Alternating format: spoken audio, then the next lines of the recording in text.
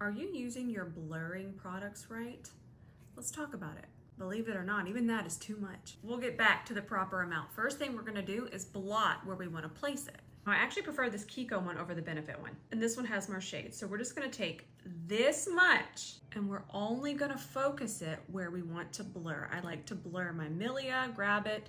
That's gonna be enough. I know it doesn't feel like enough, but please trust me. When I first started dabbling with this kind of primer, I thought that more was the way to go, but it was actually sabotaging me. And also notice that I kind of sweep it and then I go back and I press it in. We're gonna grab some loose powder. That's gonna blur it even more and it's gonna lock it in. Remember, the fluffier the brush, the lighter the application. We're just gonna tap that only where we have our blurring primer. I'm actually gonna wipe this side away so you can see that difference when I apply foundation on top. I'm gonna put foundation on this side, foundation on this side, blur even more with some powder, and now we're extra blurred.